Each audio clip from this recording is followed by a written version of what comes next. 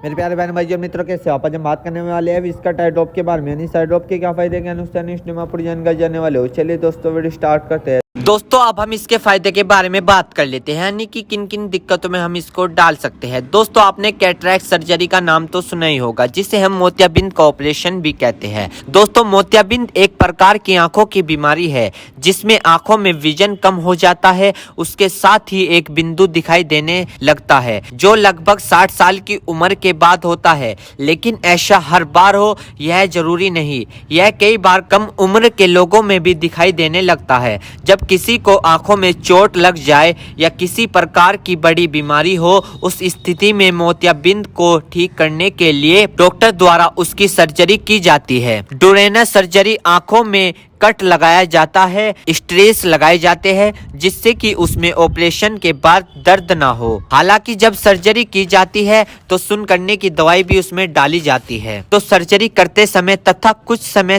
तक दर्द नहीं रहता, लेकिन जब इस दवा असर खत्म हो जाता है तो आंखों में तेज दर्द होना, सूजन आना, लालपन होना, कुछ इस तरह की अन्य प्रकार की समस्या होती है और इसको ठीक करने के लिए ये ड्रॉप दी जाती है। यानी कि अगर आपको ये दिक्कत होती है तो इन सभी को ठीक करने के लिए ये आई ड्रॉप डॉक्टर द्वारा दी जाती है।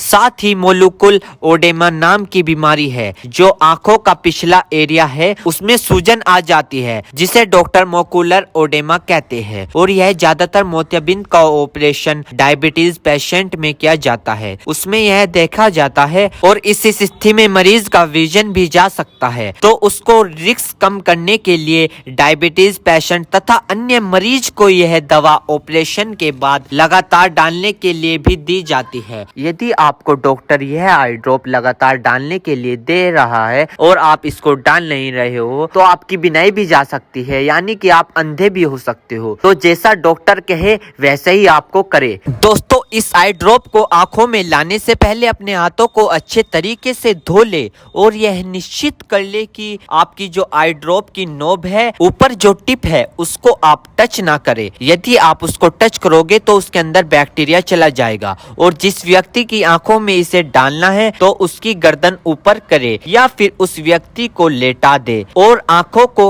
नीचे से पकड़कर पूरा खोले और इस ड्रॉप को आंखों में डाले और फिर कम से कम उसकी आंखें 2 से 3 मिनट तक बंद रखे, जिससे कि उसको बहुत अच्छा रिजल्ट मिल सके। इस आई ड्रॉप को आप दिन में 2 से 3 बार भी डाल सकते हो या 2-2 बूंद एक बार भी डाल सकते हो। और इसके अलावा जो आपके डॉक्टर आपको सजेस्ट करे, यानी जितनी आपको डालने को बताए उस प्रकार भी आप इसको डाल सकते हो। और दोस्तों इसी के साथ साथ आपको एक बात विशेष रूप से ध्यान रखनी है, किसी भी प्रकार की आई ड्रॉप बिना डॉक्टर की सलाह के नहीं लानी चाहिए, क्योंकि आंखें है तो रोशनी है, जान है तो जहां है, वरना सब मिट्टी समान है। दोस्तों अब हम इस आई ड्रॉप के साइड इफेक्ट के बारे में बात कर लेते हैं। वैसे तो इसके कुछ खासकर साइड इफेक्ट नहीं है, फिर भी सामान्य तौर पर कुछ ऐसे साइड इफेक्ट देखने को मिल सकते हैं, जैसे कि आंखों में जलन आ सकती है, एकदम से सूखापन आ सकता है, चिपचिपी आपकी आंखें हो सकती है, सर दर्द हो सकता है, नोजिया हो सकती है